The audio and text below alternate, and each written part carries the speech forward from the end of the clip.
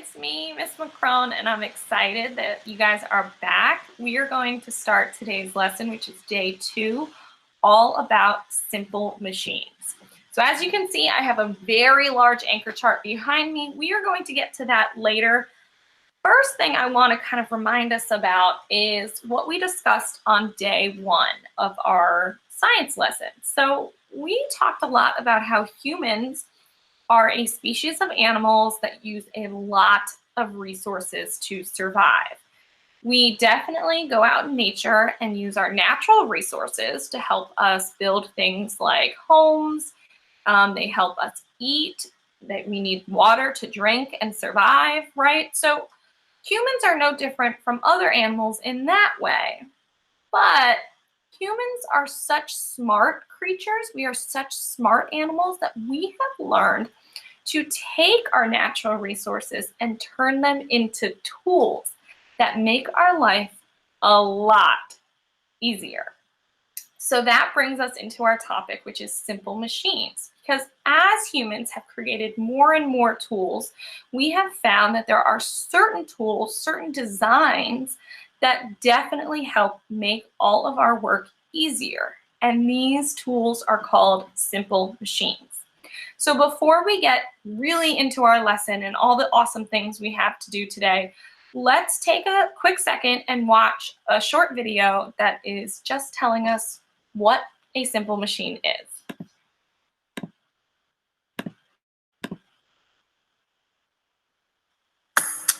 Ooh, I got a lot of work to do today. I'm gonna need some help with all these chores and tasks I have to do. Wonder what I can use. When you have a job that's too tough to manage, simple machines give you mechanical advantage. They spread your work over a greater distance, which saves you the effort. Yes. Now, for instance, you have to get boxes into a van, but they're so heavy that you don't think you can. You can use an inclined plane or a ramp. Just slide them on up and you'll feel like a champ. Though the work stays the same, of course, since you increase the distance, you use less force. Now, do you need to chop down a tree? You could use an axe. That's a type of wedge. See, it looks kind of like two ramps put together, and wedges can be used to split, chop, or sever. And what kind of job would call for a screw? It holds things together and can raise or lower a too. It's a cylinder with an inclined plane wrapped around it. You can find them everywhere, so don't be astounded. Think of the shape of your cookie jar lid, or that light bulb you screw into your fridge. You got work to do. You know what you need. You need a simple machine. Ramps, wedges, levers, screws. If you are no moving parts, you can't lose. If you need to do work with less effort or force, you need a simple machine, of course. Wheels and axles or pulleys make it easy to get the job done fully. And if you're ever using a lever, well, that's just a kind of stick that's real clever. It moves back and forth or pivots at a point called a fulcrum, so you can give it a little less force to lower or raise. Think about the seesaw where y'all get to play. Hey, and here's one we all know. That's a wheel for real. You know how it rolls? It's connected to an object by an axle that helps it move things around the ground without a hassle. Like a suitcase or wheels on the bus. But there's another simple machine we must discuss. A pulley, which has a wheel with a chain or a rope, and one part is attached to the load. You pull on one side of the pulley, it turns the wheel, and the load moves. Yup, that's pretty much the deal. See, the direction of the motion is changed, so you can work with gravity and your body weight to lift something up and give you control, like a clothesline, cable car, or a flagpole. If you got work to do, you know what you need. You need a simple machine. Ramps, wedges, levers, screws. If you are no moving parts, you can't lose. If you need to do work with less effort or force, you need a simple machine, of course. Wheels and axles or pulleys make it easy to get the job done fully. Yeah, thanks to all those simple machines, all that work was a breeze. But what about when you put two simple machines together? Then you get a compound machine, like all of these right here. And I'm out.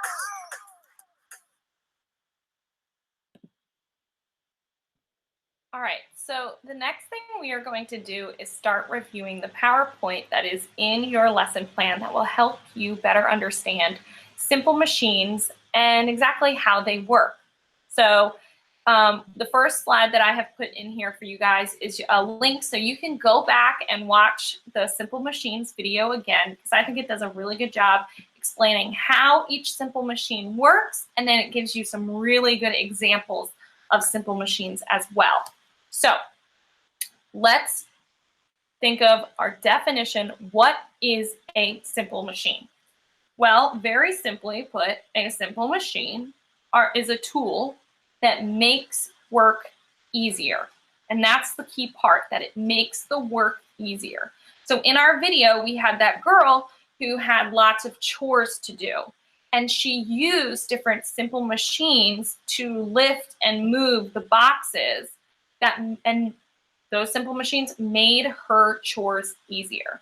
So the example I have here in the slide is, let's say you are in need of a home, right? All humans, we need, just like animals, we have our habitat and we have basic needs. One of those basic needs is shelter. So we go out to the woods and we want to chop down a tree to build a new house.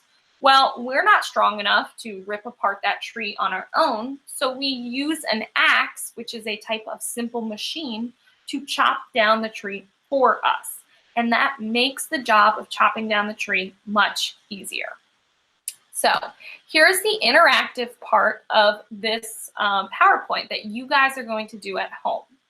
You guys, as I talk through each of these simple machines, are going to go in here and actually fill in the examples of different simple machines. So I'm going to stop sharing my screen for a second, and I'm going to use the graphic organizer now to discuss these different examples.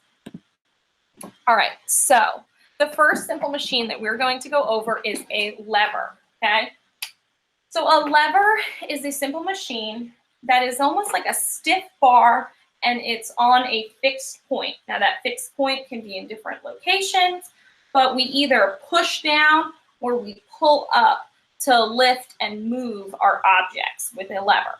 Okay, so the best example that I'm sure many of you guys have seen out there is a seesaw. And yes, a seesaw is not really something that we use for work. We use it for play. But in order to make a seesaw work, someone has to push up, and then the next person pushes up, and it allows it to go back and forth, right? And that's what makes it fun to play on.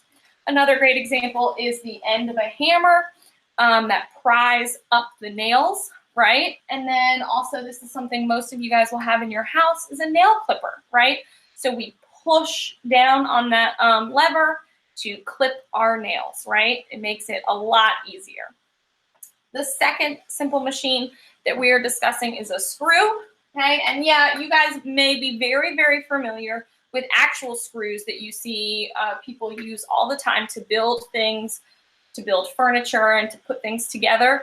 But really, there's lots more to a screw and lots more uses. So basically, a screw is an inclined plane that is wrapped around either a cylinder or a cone.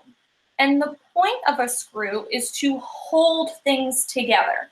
So a great example that I know everyone has in their homes is a light bulb, right? A light bulb does not look really like a screw that we use as a tool, but it does have this bottom section that twists into a lamp, and that's what holds the light bulb in place. Another great example that you may have in your home is some kind of jar lid. So I think of like a peanut butter jar lid that you twist on and you twist off, right? The reason your food stays fresh is because you twist it closed and it holds that lid in place, right? The last one that we are going to go over on the first page of your PowerPoint notes is the pulley. Okay, so a pulley is basically some kind of wheel that is attached to a rope or a chain. And you either lift by pulling that rope or chain, and it lifts a heavy object. So it really helps you, it allows you to lift and carry much larger objects than what you would be able to carry with just your arms. Some examples, if you go downtown and you see lots of construction, you'll probably see some cranes, and those things definitely can hold and carry huge pieces of metal, huge pieces of concrete to help us build our skyscrapers in downtown Richmond. everyone in front of everybody's school, we all have a flagpole, right? And every day our custodial staffs, they go out and they lift the flag up, and then at the end of the day, they have to pull it back down. Well, the way that they can do that is there is a pulley system attached to the flagpole that allows the flag to lift up and then get pulled back down. And a perfect example of a pulley that I know everyone should have in their home are window blinds. I have some right here. You can kind of see them. They are attached to a string, and when you pull that string, the window blinds either will lift up, or if you pull them back down, they'll close, okay? So these are 3 examples of a pulley. Okay, so now you guys can go on to the next slide, which is going to go over the next 3 simple machines. All right, so next one is a wheel and axle. So a wheel and axle is pretty much some kind of wheel that is attached at a point. Okay, so there's the wheel and then the point, and it allows the wheel to spin. And the reason for that is it gives us a much easier job to move or push or carry objects when we put that load or all those heavy things on some kind of wheel and axle. So a great example that I know you guys all have in your homes and in your apartments, just like mine, is a doorknob. Okay, so a doorknob you may not think of it like a wheel, like the wheels on our car, which is a wheel and axle, but it still is a circular object that is attached at a fixed point, and it spins, and it allows us to much easily open our door and close our doors. Okay, next one is if you go fishing, the rod that you reel in, that is also a wheel and axle. If you have fun things like roller blades, roller skates, your car wheels, if you have skateboard wheels, things like that, makes it much easier to move down your street, especially compared to walking or running. If you have some kind of car, a bike wheel, rollerblade wheels, it makes it a lot easier and you can move much faster. And then another really fun example of a wheel and axle, it's a giant example, is a Ferris wheel. So a Ferris wheel is just one big giant wheel and axle that we get to ride around at the amusement park. Okay, so next one, inclined plane. Okay, an inclined plane is a flat surface that is at a slant. Now, the higher the slant, the harder it is to go up. So most inclined planes are going to have a very, I guess you could call it a shorter or more gradual slant to it. And the reason for that is it helps us carry objects up or down a surface much, much easier. So a great example are the slides in your backyard or the slides at your school. And while, yes, most of us go down a slide, we're not carrying anything up a slide, I know for a fact a lot of you guys, despite your teachers telling you not to, like to run up the slides, because I see it all the time at recess. And that is giving you, every time you run up that slide, it's making it easier for you to get up there because it's a flat surface that's slanted rather than a straight surface going up and down. Another example is if you've ever seen a moving truck of some kind or a delivery truck, a lot of times there is a ramp at the back of the truck that helps push or pull those boxes up, and it just makes it a lot easier to carry all your stuff. All right, last simple machine, a wedge. Okay, so a wedge, sometimes like our video described it, as 2 inclined planes put together. But another way to think of a wedge is any object that is wide at the top and then slanted at a point at the bottom. And the reason for that is the purpose of a wedge is to cut or slice or kind of open up and split different objects or materials. So the best example would be an axe, right? That we talked about earlier when I gave the example of wanting to cut down a tree.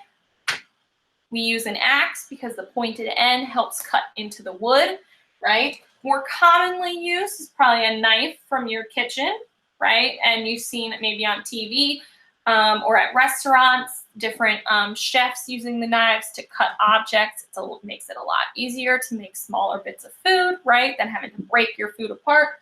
So a knife helps us there. Another great example would be a shovel, right? So every time you garden in your backyard, or if you help with your school garden, there is a shovel, and we use that shovel. It pierces into the ground to help lift up that dirt. And then another one that you might have in your classroom or at your house, I know a lot of teachers might use these to help keep their door open, is a door stopper. So we slide it right underneath the door, and it stops the door from closing, okay? So these are our simple machines that you guys need to know, and those are the examples. Now, as you can see from a lot of these, and what they kind of discussed at the end of the video, is that some objects and some tools are made up of multiple simple machines. And that's what we call a compound machine. So a compound machine is a combination of two or more simple machines. So here's a great example that you might see all over the place. I know it was the example in our video. It was a bike, right? A bike, in order to make a bike work, we need a wheel and axle for the tires, but there's a pulley system for the chain. There's also a wheel and axle with the pedals. And then there's a lever that you turn with your handlebars. So there's tons of objects out there that are actually not just one simple machine, but a compound machine.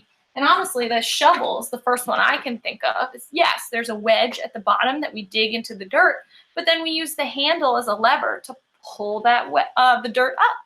Okay, so there's tons of things out there. Not, one tool that you use is not just going to be one simple machine. It could be more than one, and that's even better. All right, so at this point, those were our notes, and that was everything you needed to know to fill out your graphic organizer. So if you are still filling it out and you want to stop the video, pause here so that you can go back. You can even rewind the video and review all the different examples that I just discussed with you guys, okay? Because the next part of this video is moving on to our Nearpod activity, okay? And it's really, from this point on, I'm just gonna give you the directions. So if you need to pause, go ahead and pause. And, but if not, we're gonna get started on the Nearpod. All right, so now that we're ready, and we're gonna go over our Nearpod activity, I'm going to share with you guys the code for this week, which is also in our lesson plan. All right, so here we are. Here's our student login screen. We're going to join with the code IZPUH. IZPUH. And if you remember, you need to put your name, right? Whoop. And there you go. Once you see the Simple Machines page, you will know that you are in the correct location, okay? And here's our first activity. So this is really just you reviewing what you've learned. Do you know what each simple machine is, and can you match it to the correct model, okay? So all you're gonna do is find a picture and match it with a word. So as you can see, that was incorrect. So now you need to either find the correct image that goes with a pulley, or you need to find the correct simple machine that is in this photo, okay? Once you've done that, you can go on to the next one. Now this is very similar. As you can see, we've got all our different simple machines, but instead of giving you a model or a diagram, I'm giving you an example. So can you look at an object that we use every day, and can you tell me exactly what type of simple machine it is? Okay, so go ahead and practice what you've learned right here. And then our last activity, which I'm really excited to read all your responses for this, is I want you guys to go into your house, all over your apartment, maybe your backyard. If your parents like to garden, that it would be a great place to look with all their gardening tools. Is I want you to identify 3 to 5, and if you want to do more than 5, that's great, but 3 to 5 tools in your house that are either simple or compound machines. Now the key is, don't just tell me, oh, there's a knife in my kitchen. No, that's not telling me what type of compound or simple machine it is. So as you can see, my example, which you guys cannot use this one, so you gotta think of something other than a knife, is that a knife is a wedge. So I want to see a sentence like this: knife is a wedge. So you're telling me the object and the simple machine. Now, I'm going to stop sharing because I want you guys to listen to me very carefully. Do not pick up any tools that are not safe to use. You are practicing your observation skills, which means you are just looking and seeing and telling me what you see. If your parents are willing to help you and your parents give you permission to hold some of these tools and objects that you could find out in your garden or in your kitchen or all over your home, then that's fine. But you cannot touch these objects unless your parents or a guardian is there with you. An adult is there with you, helping you. Okay, so make sure you are practicing safety while doing this activity. Okay, so once you're done with that, that is your final activity on the Nearpod. This is what I will be looking at for our my final shout out video for the year. Will be all of, well, actually no, maybe I'll do another one. I'm not sure yet, but we'll have I will be looking at these responses right here. So when you're done, press submit. I didn't write anything, but you can press submit anyways. All right, and once you're there, now it is time for us to look at our Gizmos activity. So I'm very excited about this Gizmo because actually it is 3 different Gizmos all in one.